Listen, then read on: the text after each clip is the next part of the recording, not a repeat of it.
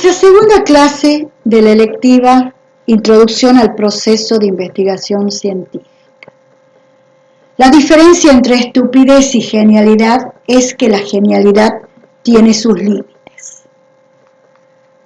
Contenidos analíticos del programa, estamos ya en el tema 2 y vamos a empezar con los tipos de investigación. Tipos de investigación científica. Tenemos la investigación básica, que se llama pura o profunda, donde busca acrecentar los conocimientos teóricos y está basada en principios y leyes. Tenemos la investigación aplicada, que está ligada a la básica, y se caracteriza por su aplicación, la utilización y consecuencias prácticas de los conocimientos. Este tipo de investigación es la investigación que vamos a hacer nosotros en nuestro trabajo del protocolo de investigación científica. Después tenemos la documental, se realiza a través de consultas de documentos. Tenemos la de campo, directa, se efectúa en el lugar y tiempo en el que ocurren los fenómenos del objeto de estudio. Por ejemplo, si yo resuelvo hacer una investigación dentro de la Facultad de Arquitectura, entonces voy a hacer seguramente una investigación aplicada y que en algún momento va a ser de campo porque voy a estar en el mismo lugar donde están ocurriendo los fenómenos del objeto de estudio que quiero hacer yo. Si resuelvo hacer una investigación acerca de las inundaciones en algún determinado ciudad o un pueblo del sur de Tucumán, entonces va a ser de campo si es que yo voy a ese lugar en el momento que terminó de llover o lloviendo y veo la inundación, saco fotos, hago observaciones directas, es en el mismo lugar donde estoy trabajando, ¿sí? Y la mixta, que es la donde participa la documental y la de campo. Las formas de investigación. Las formas de investigación de la investigación aplicada. Nosotros vamos a ver acá en el cuadrito de izquierda que dice investigación pura, plantea la teoría, y la investigación aplicada, que es la que vamos a hacer nosotros, que tiene distintos tipos de investigación, ¿sí? Entonces, los tipos de investigación son los que anteriormente vimos. Y ahora, las formas de investigación de una de esas investigaciones, que es la aplicada, son estas 4 que son las que más me interesan. La investigación, como forma de la investigación aplicada, tenemos la investigación exploratoria, indagar acerca de una realidad poco estudiada. Esto en realidad utilizamos cuando el tema a investigar es poco conocido, o ha sido poco o no ha sido nada estudiado, ¿sí? La descriptiva es la que vamos a hacer seguramente, o la gran mayoría de los trabajos va a ser una forma de investigación descriptiva, que es la descripción de las características del conjunto de sujetos, totalmente descriptiva. Tenemos la correlacional, donde explica el nivel de correlación entre variables. Quiere decir que va a haber las relaciones entre características o fenómenos, o sea, voy a ver acá las relaciones de la causa y el efecto que provoca. Y la explicativa, en donde va a centrar su atención en la comprobación de hipótesis causales. Busca descubrir las causas que originan determinados comportamientos. Pretende detectar relaciones entre eventos, pero no ejerce ningún control sobre las variables. ¿Para qué se investiga? Se reconoce fácilmente que los investigadores, ¿qué buscan? Si yo solo quiero buscar conocimiento por el conocimiento mismo, por saber más, digamos, entonces estaría en una investigación básica. Si yo quiero crear conocimiento como instrumento de la práctica, sería una investigación aplicada. Cuando yo hago, que va a ser nuestra investigación, yo quiero crear nuevos conocimientos que me sirvan para solucionar una determinada situación problemática, lo estoy buscando porque también quisiera poner en práctica esto que acabo de investigar. O busco desarrollar teorías, ya que la teoría es el origen, el marco y el fin de una investigación científica. El origen, porque es la fuente de nuevos problemas e hipótesis. El marco proporciona el sistema conceptual y el fin, que debe desembocar en teorías cada vez más perfectas. ¿Cómo se investiga? A lo largo de la historia de la ciencia han surgido diferentes corrientes del pensamiento: empirismo, positivismo, estructuralismo, constructivismo. Y desde mediados del siglo XX, tales corrientes de investigación se han polarizado en dos enfoques principales: el enfoque cuantitativo y el enfoque cualitativo, que ya vamos a ver más adelante en esta clase qué significa cada uno, donde ambos emplean procesos cuidadosos, sistemáticos y empíricos en su esfuerzo por generar conocimiento. Dentro de lo que serían las fases del proceso de investigación, que ustedes van a hacer de acuerdo a lo que tiene el libro de Hernández Sampieri, hay otros autores que también hablan de lo que serían las fases del proceso de investigación o etapas, llamemos así, de este proceso de investigación. Así, un autor muy conocido, Juan Zamaja, divide, digamos, dentro de las fases, que tiene tres grandes fases, lo que es el proceso, el diseño y el proyecto. El proceso de investigación dice que es la totalidad de las acciones que desarrolla el científico de manera individual y la comunidad de científicos como sujeto de un mayor nivel de integración, y que este concepto incluye el diseño y el proyecto. Y que el diseño de investigación no es otra cosa que la adopción de una estrategia metodológica para resolver un problema, ¿sí? Este investigador señala que debe hacer alcanzar sus objetivos, contestar las preguntas planteadas y tener la certeza acerca de la hipótesis formulada. Y luego habla del proyecto de investigación, que será el documento destinado o organismo a una instancia de control y que contiene, además de la información central sobre el diseño, sobre los objetivos, las metas, etc., es más que nada una información necesaria para el control de gestión de la investigación. Podemos, digamos, estructurar lo que serían estas fases del proceso de investigación. Y digo que tengo una etapa de planificación y una etapa de ejecución.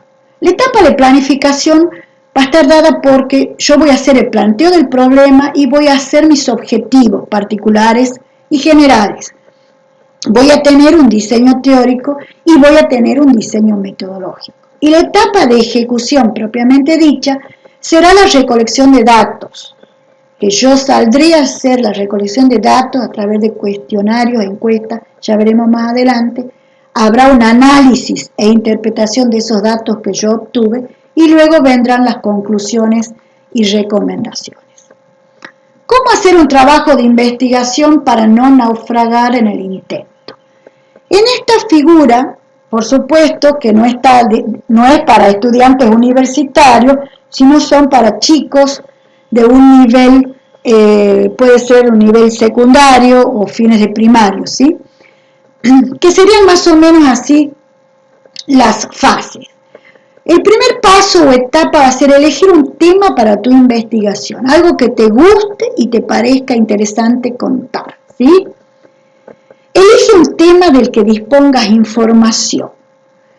Luego comienza a recoger información en libros, revistas, enciclopedias, páginas web, entrevistarte con personas que sean especialistas en el tema, etc. Acá, en esta etapa nuestra, nos va a ayudar mucho la parte de internet, ¿sí? Porque estamos en una situación especial en este momento, pero seguramente va a ser un gran apoyo para nuestra temática. Luego dice en el punto 3, voy a elaborar un guión o sumario del que será tu trabajo. Este guión lo van a tener ustedes, que van a hacer nuevamente los 10 puntos que propone Hernández Sampieri para paso por paso armar el proyecto de investigación. Luego en el punto 4 dice elegir el formato, si vas a hacerlo en papel, en digital, si vas a hacer un PowerPoint para presentarlo, por ejemplo, a la clase. Lo más importante es el contenido, pero la forma de presentarlo también es importante. Se pueden agregar ilustraciones, elementos de multimedia, audio, videos, y eso nos sirve a nosotros mucho, sobre todo como arquitectos. Es bueno el tema de incorporar las ilustraciones a nuestro proyecto. El punto 5 dice, si eliges uno u otro formato, se debe escribir primero según el orden del guión. Ya dijimos, esos 10 pasos de Hernández Sampieri nos van a ir dando cómo sería una metodología de trabajo que irá por etapas. También es cierto que en los proyectos de investigación hay formatos para escribirlo, los llamados formatos de las normas APA, donde tienen que tener en cuenta los márgenes, cómo se ponen, por ejemplo, cuando uno se refiere a un autor, que uno está citando a un autor, de qué manera. Eso lo veremos más adelante. Y por último, y el paso 6, dice, organiza tu tiempo para cumplir con la fecha de entrega. Donde es importante no solo lo final del proyecto en sí mismo, sino todo el proceso, lo que es la investigación, lo que es la organización y la elaboración del trabajo. Y esto es muy importante. Para eso es que lo vamos a ir haciendo en etapa. A mí no me sirve que de acá a un mes y medio alguien me entregue los 5 o 6 primeros puntos, cuando no vi ninguno antes. Esto tiene que ir haciéndose en etapa. Ese es el objetivo de esta asignatura y para que nosotros podamos acompañarlos en el proyecto. Cuando nosotros primero, en el primer punto, elegíamos un tema para poder estudiar, es en realidad una situación problemática para poder estudiar, para poder investigar. Y así que estos 3 autores, Oid, Marzano y Comas, hicieron un método general de solución de problemas, que es un poco lo que ustedes debían de hacer para empezar ahora a buscar el problema que quieren estudiar. Entonces, ellos ven que este punteo, que sería la definición del problema, el análisis del problema, la búsqueda de soluciones, evaluación de alternativas, informe, comprobación. Y es así que estos 3 autores comienzan diciendo que cuando yo quiero, este sería un método para solucionar ese problema que quiero investigar. Entonces, dentro de eso, el primer punto sería definir el problema. Y dice que consiste en plantear el problema que existe realmente. Ustedes tienen que elegir un problema de actualidad que existe, ¿sí? Donde se lo va a exponer claramente, delimitando y determinando su magnitud e importancia. Luego que hice la definición de ese problema, voy a hacer, esto lo tienen que hacer con ustedes en el grupo, ¿sí? Ustedes después me van a dar ya directamente hecho lo que es el problema y la fundamentación. Entonces ahora viene una segunda etapa que sería análisis del problema. Consiste en obtener las causas que originan el problema y determinar las restricciones realmente válidas. Acá viene registrar, recopilar y procesar toda la información necesaria que ayude al análisis del problema, ¿sí? Entonces ustedes tienen que ver cuáles podrían ser esas causas, pero van a estar, digamos, ayudados con toda la parte bibliográfica de la recopilación y toda la información acerca del problema que ustedes quieren. Luego aparece la búsqueda de posibles soluciones. Entre ustedes empiezan a hablar, que es la búsqueda activa de ideas y sugerencias que surgen en el grupo, que van a guiar a la solución del problema. Es que ustedes, es como decir, yo tengo esta situación problemática y ya tengo que ir pensando en la solución para que después eso me va a servir a mí para poder hacer la hipótesis de trabajo. Para el logro de posibles soluciones deben utilizarse métodos, metodologías y técnicas. Y luego entre ustedes irán evaluando las soluciones con la fundamentación correspondiente. Se debe dar un orden de prioridad a las mismas de acuerdo a los beneficios que reportan. Y luego vendrá el informe, que tiene una exposición clara y precisa del problema planteado, de los métodos y técnicas utilizadas para cumplimentar los objetivos propuestos. Contiene la fundamentación de las conclusiones a las que arriba. Este método general de solución de problemas no es otra cosa que una ayuda para que ustedes evalúen las distintas temas o situaciones problemáticas que surjan como interés del grupo que va a trabajar en esto, ¿sí? Y luego está la comprobación, implementación y control, que seguramente termina siendo prácticamente al final de la investigación. ¿Cómo se investiga? ¿Se acuerda que algo habíamos dicho? Que a mediados del siglo XX las corrientes de investigación se habían polarizado en dos enfoques, cuantitativo y cualitativo, y que estos procesos eran cuidadosos, sistemáticos y empíricos.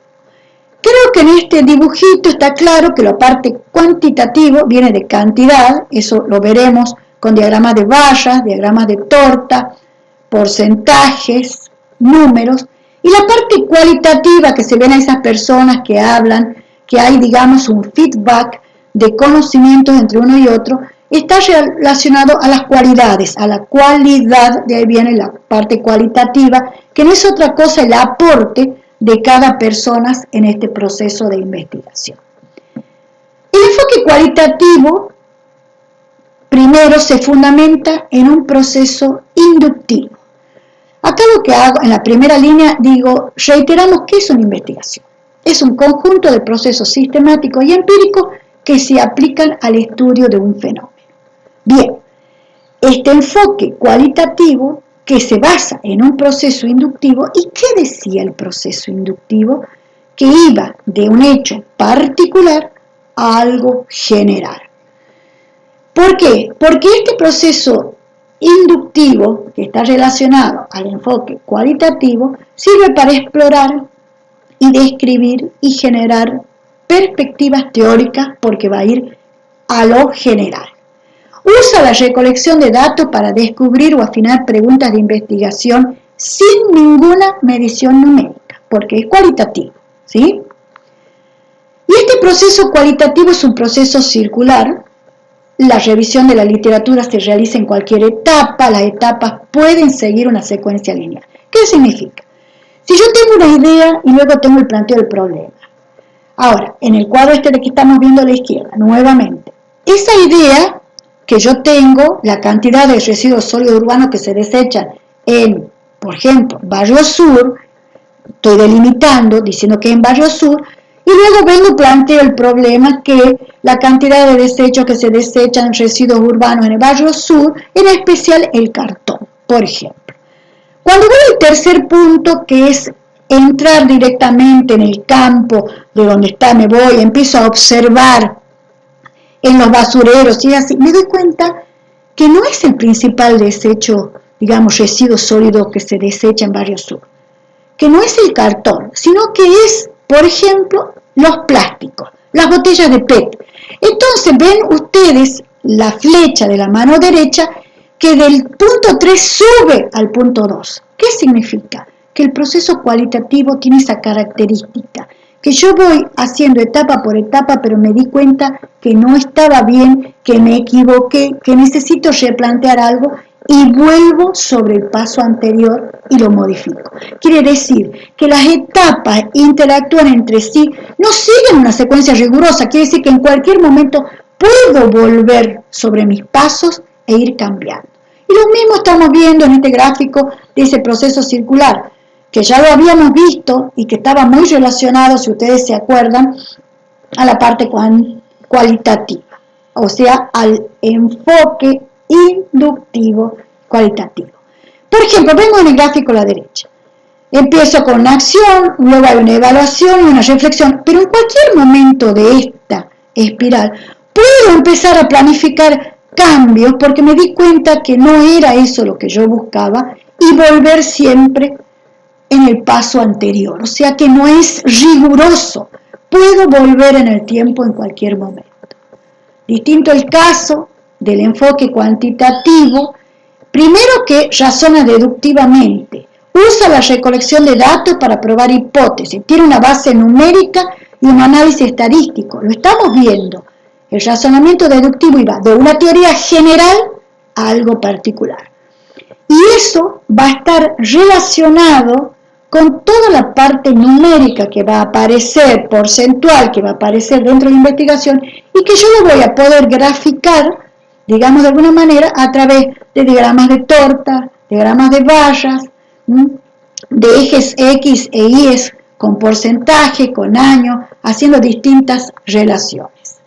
Lo que trae aparejado que estas fases de este proceso cuantitativo, distinto al caso del cualitativo, es secuencial y se va probando. tengo la idea, bueno, está la idea, llega el planteamiento del problema, es ese, voy al punto 3, del 3 voy al 4, al 5, al 6, al 7, al 8, al 9 y al 10, no vuelvo atrás, es secuencial y probatorio, estamos hablando de números, estamos hablando de porcentaje, son cosas que no voy a poder manejar. De todas maneras, la fase del proceso cuantitativo, nuestra investigación no es totalmente cuantitativa y no es totalmente cualitativa, es una fusión de estos dos enfoques. Por eso vamos a decir después, en uno de los pasos estos del punteo de Hernández Sampieri, que esta investigación tiene un enfoque mixto, porque es cuantitativo y se complementa con la parte cualitativa. Y estas son las fases del proceso de investigación de Hernández Sampieri, ¿sí?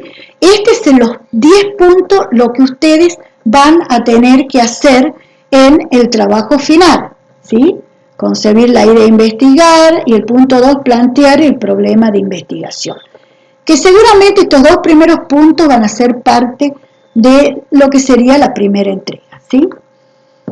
Y acá vemos el ejemplo de lo que sería la primera entrega. Es un tema cualquiera, por ejemplo, el tema elegido era la importancia del diseño de iluminación en obras de arquitectura. Ya ese es el título, ¿no es cierto? Pero esta alumna, lo que más le llamó la atención era que había muchas, obras de arquitectura, de arquitectos y del comienzo de la carrera que cuando uno diseña no tiene en cuenta esa iluminación. O sea, sí pone la iluminación, pone dónde irían los focos, dónde irían las ventanas, pero sin mayor criterio del mismo. Entonces, la entrega, que les voy a avisar en el Facebook qué día va a ser, va a constar de una introducción. Ya dijimos que el grupo puede ser individual o hasta 4 personas como máximo, y van a tomar la introducción del tema que antes de hacer esto me tienen que mandar el grupo por mail y el tema o la problemática a investigar. Entonces, va a haber una introducción que viene de un razonamiento deductivo, que va de lo general a lo particular. O sea, la introducción yo voy a poner, por ejemplo, ¿qué pasa en el resto del mundo con la situación problemática que yo estoy analizando? Voy a ir de lo general a lo particular y voy a terminar, digamos, explicando el problema que se quiere investigar en San Miguel de Tucumán. Nada más sin delimitarlo al problema, ¿sí? Entonces, por ejemplo, acá cuando habla de la iluminación empieza a hablar de los tiempos en que el ser humano aprende a construir pequeñas cabañas donde resguardarse de los elementos. Se está hablando desde hace mucho tiempo atrás y bien general. Por ejemplo, si yo tomo el tema de los residuos sólidos urbanos, puedo decir, actualmente la problemática de los residuos sólidos urbanos tiene un carácter no solo de actualidad, sino de universalidad. Es así, por ejemplo, que en Europa se han tomado algunos recaudos, en especial, por ejemplo, en España, en Italia, y se cuenta un poco lo que está pasando en el resto del mundo. En Estados Unidos, por ejemplo, en algunos países del hemisferio sur, en Brasil, pasa tal o cual cosa con los residuos. Entonces, ahí estoy haciendo una introducción que va de lo general hasta llegar a decir, en Argentina el tema de los residuos sólidos urbanos se lo trata de tal manera, y en especial en nuestra provincia, en San Miguel de Tucumán. Entonces yo ya sé, ustedes van a hacer su investigación de los residuos sólidos urbanos en San Miguel de Tucumán. Luego que hice esta introducción, voy a poner el planteo del problema. ¿Qué estoy haciendo? Estoy haciendo el primer punto de las fases de Hernández Sampieri. La idea está dentro de la introducción, esa idea, y luego viene el planteo del problema. El planteo del problema son 2 o 3 líneas, no son más. Es decir, que este tema, por ejemplo, de esta alumna, me puso que el planteo del problema, luego de contar todo eso, dijo, es frecuente que gran parte de los alumnos que cursan taller de arquitectura en el primer nivel de la Facultad de Arquitectura y Urbanismo de la UNT no tengan en cuenta la incidencia e importancia de la iluminación natural o artificial en la concreción y diseño de los proyectos arquitectónicos, ocasionando serios problemas de confort en lo lumínico y en lo psicológico. Fíjense lo que es este planteo de problema. Primero, me dice el planteo del problema en el lugar, en la Facultad de Arquitectura. ¿En qué parte? En el taller de arquitectura. ¿Y qué alumnos? Solamente los del primer nivel, porque no puede estudiar los alumnos de los seis años que tiene arquitectura, porque el problema de investigación sería enorme. Entonces acá está delimitando ya en qué franja, digamos, de personas va a trabajar. En el primer nivel de arquitectura, de alumnos, ¿dentro de qué? No de todas las materias, del taller de arquitectura, y el lugar va a ser la Facultad de Arquitectura. Está totalmente muy bien delimitado el tema. En donde dicen que la problemática de la falta de importancia de la iluminación natural